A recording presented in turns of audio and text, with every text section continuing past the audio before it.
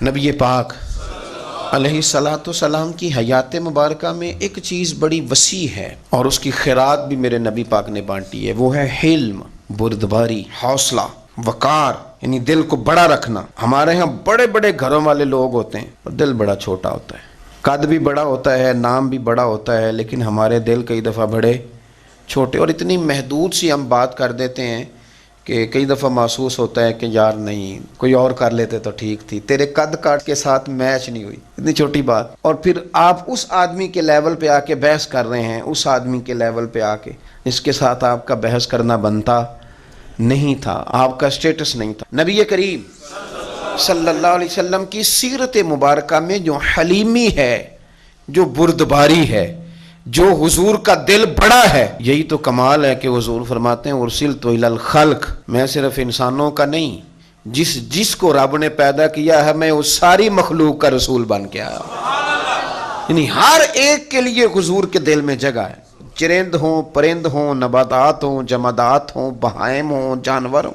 ہر ایک کے لیے جگہ، ہر ایک کے لیے نصیحت، ہر ایک کے لیے پیار، بڑا دل، بڑا حوصلہ، بڑا جگرا، بڑی ساری تمانیت۔ میں نے طریقت کے میدان میں صوفیاء کو دیکھا ہے، ہر شہر کے لوگوں کا مزاج مختلف ہوتا ہے اور ہر قبیلے کے لوگوں کا مزاج مختلف ہوتا ہے۔ یہ جو پیرانے عظام ہوتے ہیں، انہوں کبھی آپ چھیڑ کے دیکھیں کہ یہ بیچارے کس طرح وقت گزارتے ہیں۔ یعنی ہر ٹیم کے ساتھ اس طرح کا رویہ رکھنا اور دکھ سارے سننا اور ہر گروہ کی سوچ کے مطابق لے کر کے چلنا، یہ اللہ والوں کو اللہ کمال عطا کرتا ہے۔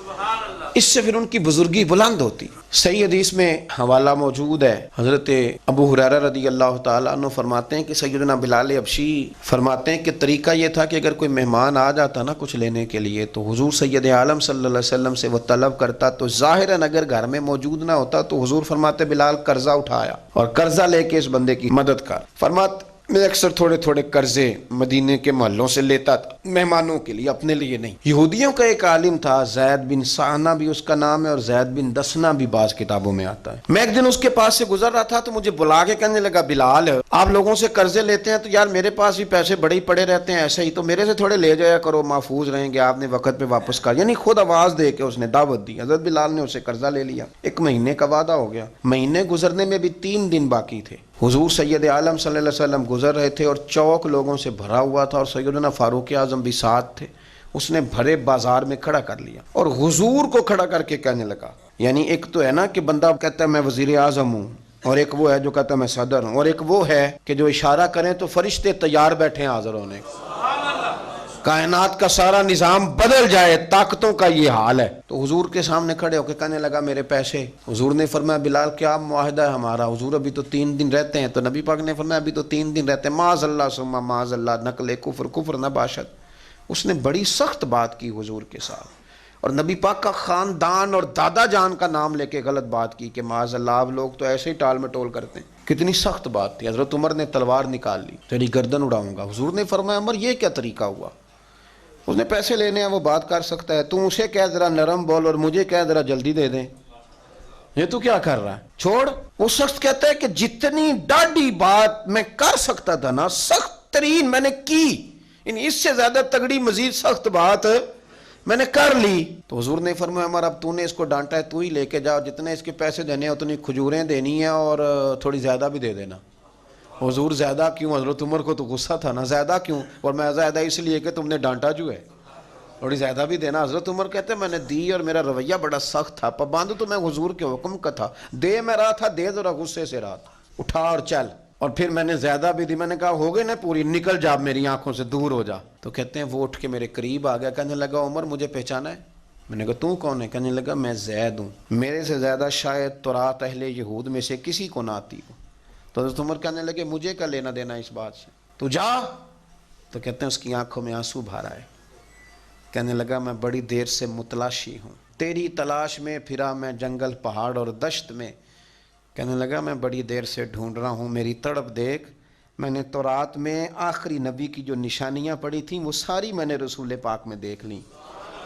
ایک علامت میں نے یہ پڑھی تھی کہ جتنی کچھ حالت کرے گا نا نبی پاک کا حلم اتنا ہی بڑھتا چلا جائے گا، उतना ही बढ़ता चला जाएगा। मैं चूंकि पढ़ा लिखा था, मेरी मजबूरी समझ, मैंने जो पढ़ा था वो परख के कलमा पढ़ना था। यार मैं बड़ी तकलीफ में हूं तो मेरी दर्द को समझ। हजरत उमर कहने लगे, फिर कहने लगा जितनी जहालत मैं कर सकता था ना, इससे ज्यादा हो नहीं सकती, मैंने कर दी है। कहने लगा उमर अब मैं बड़ा राजी हूं, मैं बड़ा राजी हूं, मैं बड़ा राजी हूं। किस बात पे? कहने लगे इस बात पे कि अल्लाह मेरा रब है, इस्लाम मेरा दीन है और मैं मोहम्मद अरबी को नबी मान गया हूं। अब मैं बड़ा राजी हूं उमर, मैं राजी हो गया। देखो भाई, हलीमी आपकी बुर्दबारी, यानी आपका थोड़ा सा ना दिल का बड़ा होना। दिल दरिया ओए होए समुद्रों डूंगे, ओ भाइया कौन दिलां दियां जाने।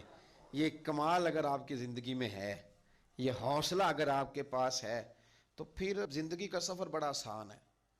फिर इंशाअल्लाह ताला ब्रेकें लगेंगी ज़रूर, पर वहाँ स्टॉप नहीं होगा, इंशाअल्लाह सफ़र जारी रहेगा, बात आगे बढ़ेगी। हज़रत उमर फारूक उसको पकड़ के हुजूर की बारगाह में ले आए।